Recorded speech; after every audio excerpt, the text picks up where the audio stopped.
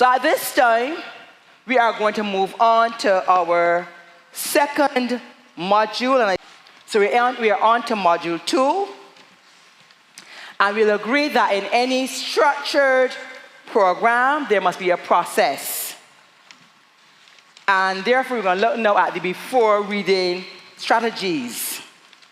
And these are those techniques that are prepared, that we use to prepare for reading the text, enhance comprehension, and engagement. Again, your handout 5 explains all these strategies. And you know them already. You have done them. You have been using some of these things. So look through the group again. Look at the slide and see if there are any that do not ring a bell for you. It's handout 5. Let me see handout 5. Good here. Any of them that you see the KW chart comes through again? Is there anyone that you're not familiar with? Okay, so we can move on. So we're going back into our next activity. And activity 3. So what we're going to next. And I'll have to explain this one. Our red group, you have a picture, you will use a picture. And based on what your note says about, your handout says about activating prior knowledge, you are going to activate. That's orange? Orange, yeah. Sorry. You are going to use that, you're going to use the picture that you have been given to get some prior knowledge to teach you for your pre-reading activity. They can see what, yeah. Because they're available, yeah. Group 2, that's the green group. Your passage is turn, please. And with that passage, you are going to pre-teach vocabulary. Group 3, your passage is up over. And you're going to develop the KWL chart. Group 4, zebra crossings, which is, the yellow group. And you are going to do a graphic organizer of your choice. And group 5, you are going to brainstorm with AgroFest. So you plan to teach AgroFest, you do that passage with your students down the road, do your brainstorming. I'm going to give you just 10 minutes. Because we are all break children and break teachers, so we're going to get it done fast. So 10 minutes beginning now.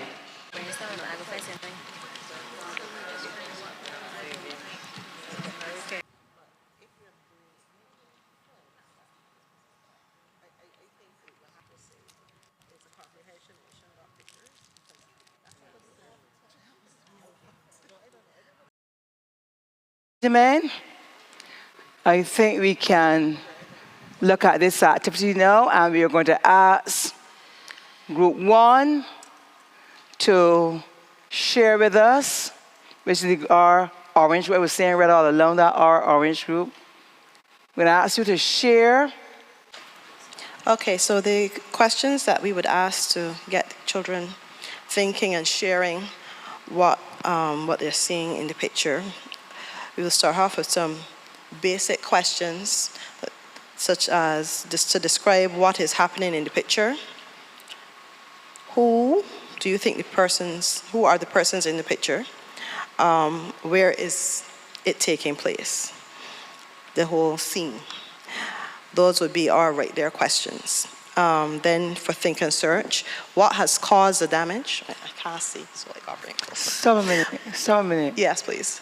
It's not the questions we're looking at. We're looking at the activities that you're going to do, preparing for this story that you'll probably at the end make up based on this picture. So the pre-reading strategies are not necessarily the questions that you're saying. Pre-reading activity. So you want to share this picture with your class. What are the things you want to do prior to, so I'll give you another 5 minutes. Yes, definitely. Yeah, Thank that's you. a problem. We can misunderstand each other at times. So you're looking at strategies that you can use now to, as it relates to this picture, because they haven't seen the picture yet, but you know what picture you plan to give them. So those what are the things you're going to do before you even show this picture. Okay. I don't want you to miss anything, but so I'm sure that you can multitask. So I'm going to go on to the next group.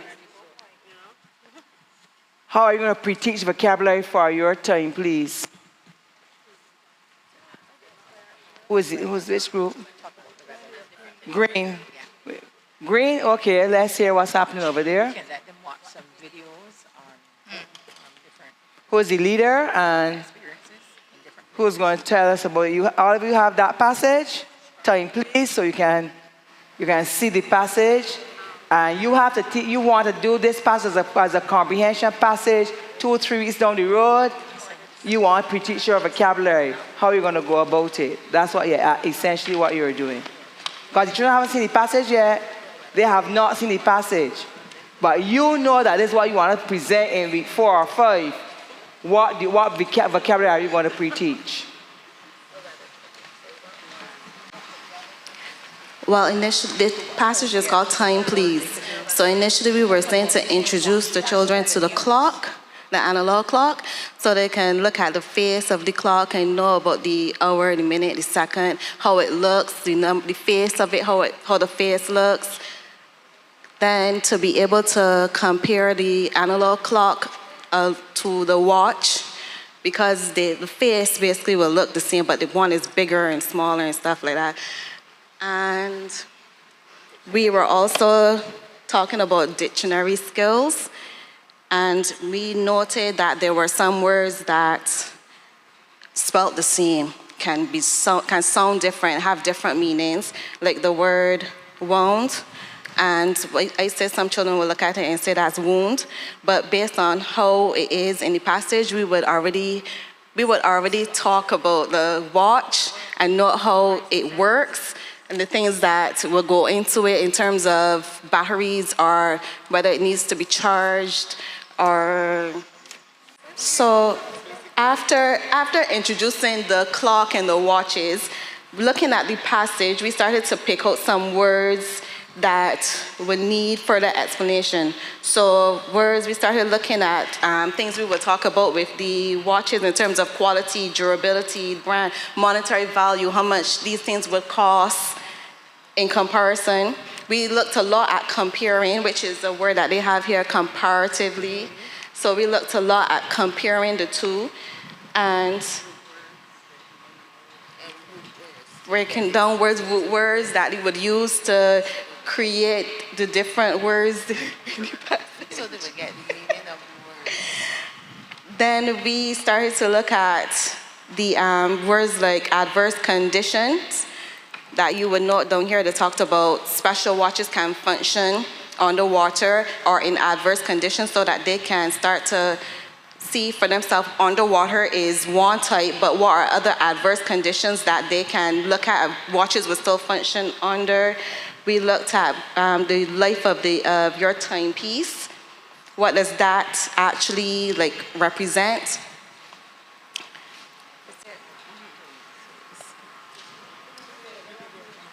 Continue. Somebody wants to say something else? Go ahead. It's a group. Okay, even coming down to the end where it speaks about Big Bang, information can be given there. You can make reference to this Big Bang, because some children might have traveled already, so they will be able to speak towards Big Ben as being, one of those famous clocks found in London, which will look completely different than the ones that they wear on their wrists, or even the one that you will hang on the walls. I'm going to ask you a question.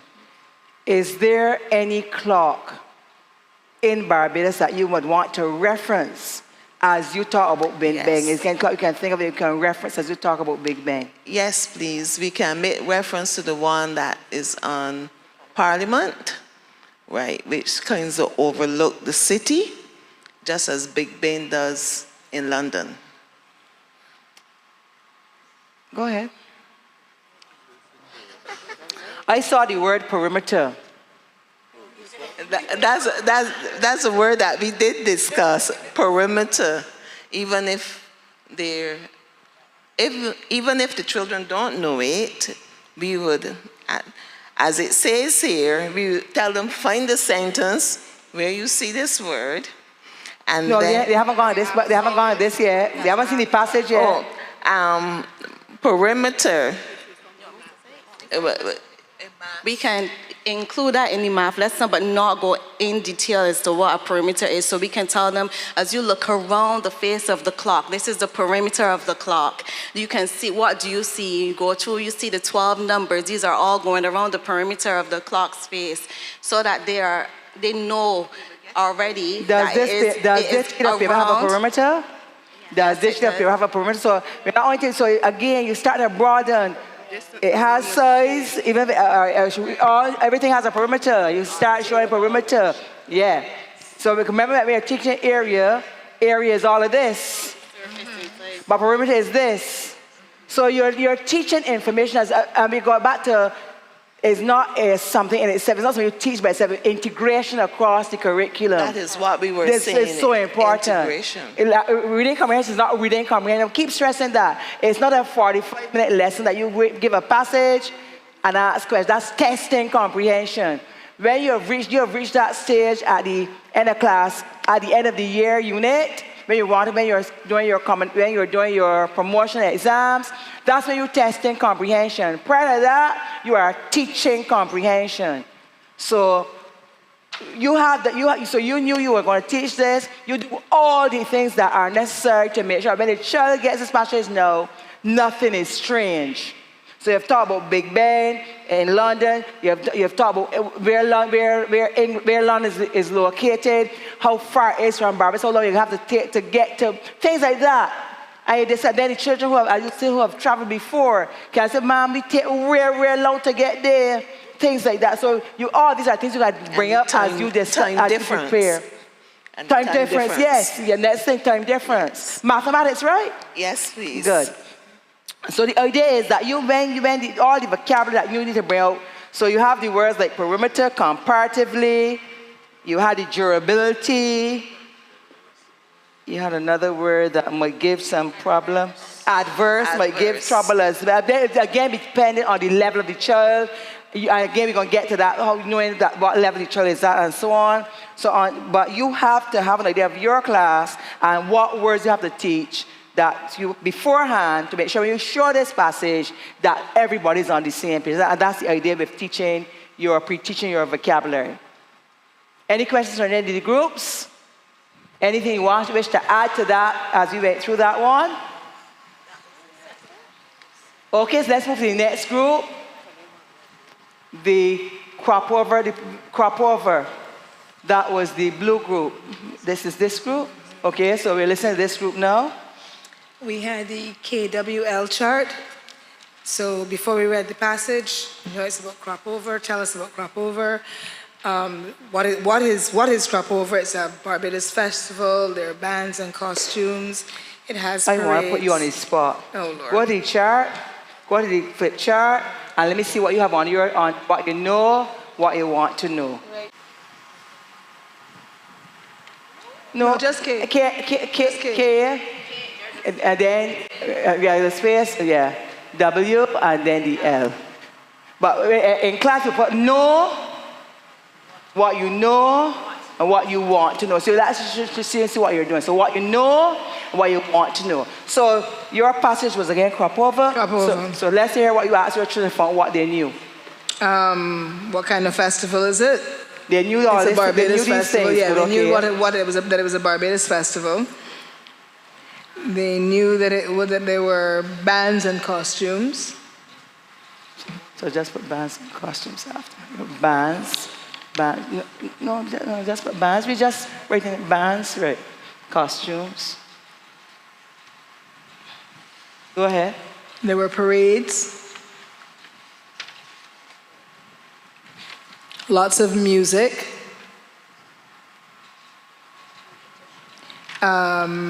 dances and fetes.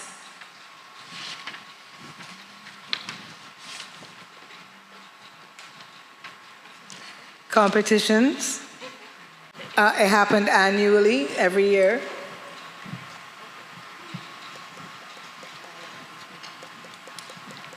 Tourists came, it attracts the tourists.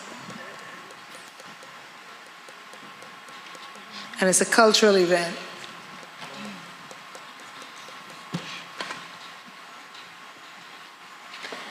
Then that was what we knew. Okay. Under the, So based on the passage, what you want to know now? what we want to know. Go ahead. When it occurs,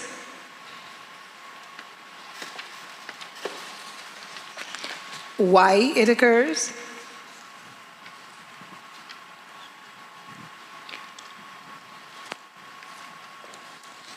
where in Barbados things happen, the history of the festival,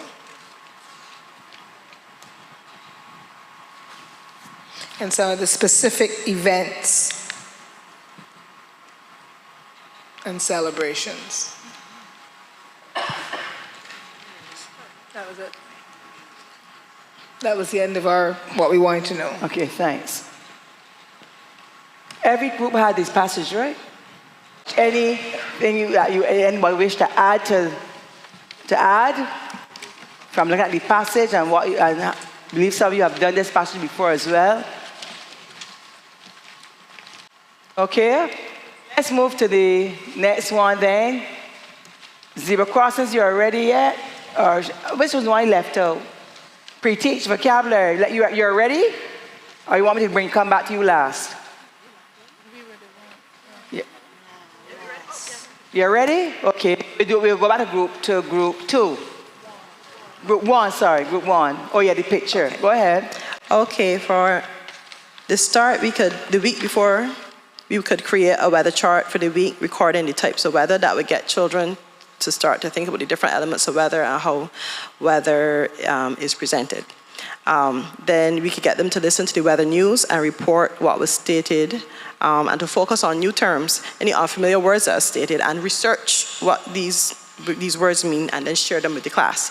That will improve your vocabulary and get you to see different types of weather, because for our weather chart here, we mostly just have sunny days, rainy days, but then when you listen to it on the news, you will hear about the weather in other countries, and you would learn about other things other than just sun and rain.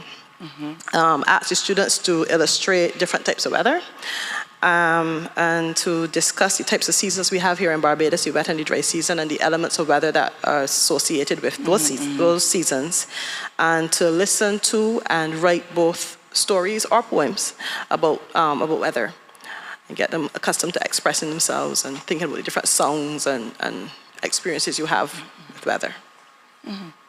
That's it. Okay, thank you. Anyone other suggestions from any other groups that could add? You could have added, you didn't say explicitly, but into hurricane season, I could actually then look at what happens during the hurricane season, because here your picture has somebody, I believe the house blew doors and they were running, trying to get a shelter. So you can talk about hurricane shelters, so you can get even a little deeper. I mean, so what happens at hurricane times, where you have to go to the various shelters, the dangers involved, cutting trees. So things like that could have also gone into that activity as well. Because eventually, your passage, if based on the age group of the children, will be on that picture. So the very young ones, they will have just the picture, but as you go, you might put a few sentences to go with your picture and so on. So you can still get your questions coming from a written passage. So we can use it at any level, but you will know how to bring it to suit. Good. And we are at zebra crossings. I'll leave that one to last. Let's go to AgroFest, where they were brainstorming. Our purple group. That's which group? Down here. So let me hear the brainstorming. I remember I said this too. When we ask a child to brainstorm, or an adult for that matter, when you ask about brainstorming, there are no right or wrong answers. You take every single answer that comes. So brainstorming means that all answers are correct until you start to decide which ones are the ones that don't apply. So brainstorming, every single thing you take during brainstorming. Let's hear you. All right, so when we were brainstorming about AgriFest, we thought we would ask the children a few questions to kind of guide them. Things such as, what is AgriFest? Have you ever been? What do you see there, hear there, experience there? We came up with a list of possible things that they might say, such as animals, plants, toys, music, entertainment, food, cultural elements. And then we thought, after we had that kind of general idea of what AgriFest was, from their understanding, that we could start to pinpoint other areas that we could look at in terms of AgriFest, in terms of breaking down the word, understanding agro having to do with agriculture, and fest having to do with festival and so on. Expanding then to kind of like the purposes or reasons why we have AgriFest. So that's a family event, a cultural experience, to learn about farming, you know, all of those things. Blah, blah, blah, blah, blah. Right, and then to get them to start focusing in on perhaps elements of local agriculture, the traditional aspects of farming, wherever we wanted it to go from there. But from those jump-off questions. Well, my colleague's done a great job. So, Yeah, but you were adding something. I would just say, sort of developing a bit more on what she was saying Go about ahead, you the go ahead. culture. That it's to let the children know that it's not what agriculture really means, and it's not just animals. It could be plants. It could be animals, and ask them if they grow anything at home, if they have animals, what their interaction is, just to try and bring it a little bit more down to earth and relate. And then we talked about the marketing side, where that's gone, and how it's possibly changed over the years, and how now I see that there's solar influences, there's more about irrigation, drip irrigation, trying to put modern ideas, integrating it with like basic old-fashioned ways of what agriculture is, and how the schools used to take the children and maybe why they don't take them now. And my colleague had reasoning that possibly they should be a little bit better organized. But yeah, I think that was pretty much where we were. And we also discussed like the cost, that children learn the cost, the value of money, and also the value of being out as a family.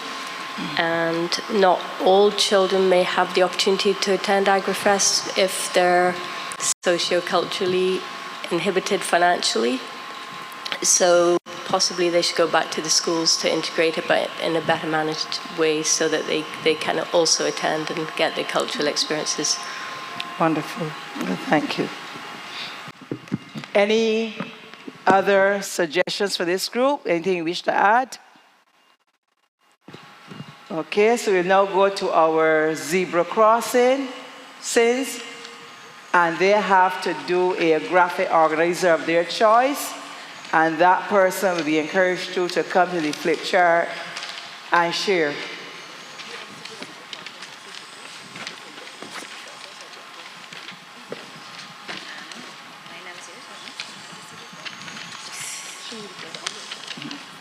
That's all right.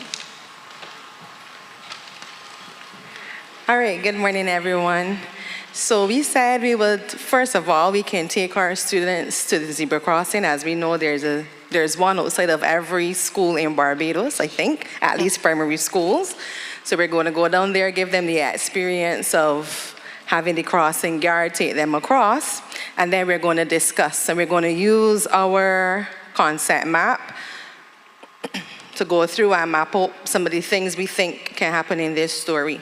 So first, we're going to ask, what is a zebra crossing? So they're going to start to think, what is a zebra crossing? We know they will probably say black and white lines on the floor, anything like that. Then we're going to ask, what is it used for? It's used for helping us maybe get to school after mommy or daddy drops us off, helping us to cross the road carefully into the schoolyard. Where are they located? They would know the ones outside of their school, but then we get them to think beyond that. Maybe someone would have seen them as they approached roundabouts with their parents or by traffic lights. They may have used them at other places. Then we ask, who uses a zebra crossing? So we do, students we do, but then we see other pedestrians, which comes with the vocabulary also. So maybe they say people walking on the road. Then we get to introduce the word pedestrians, get them to use the language, how to use them. Again, we're discussing, how do we use them? Do we just run across because we're at the crossing? Do we wait? Do we wait on the traffic warden? If there's no traffic warden, then what should you do? Maybe we follow the traffic lights that we see. We wait for the crossing signal. If there's no crossing signal, what else do we do? And we also ask, why are they important? Why should we obey? Sorry, I don't have on my glasses. See? Yes, why are zebra crossings important, or why should the children themselves obey them? So we get to discuss maybe if there were no crossings, it would be difficult for students to cross. People would just drive without seeing them. The zebra crossing brings greater attention to the motorists that there is a need for someone to cross the road. And why should they obey? The children then road safety comes in, which can also be a social studies lesson. We should obey them so that we get home safe, we travel safely, we're not knocked over on the road. And that's it.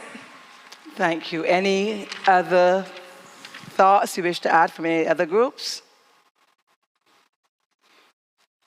So let me take this opportunity, and you are going to join me in a plot. Sorry, not yet. Yes, please. Speak a little loud, use the mic. I was just thinking that out of it can come out a moral lesson on obedience. I remember you talking about integration, yes. Yes. So yes, of course it could. Any other comments? Yes, please. We can also ask the children to draw one in there for a visual arts lesson.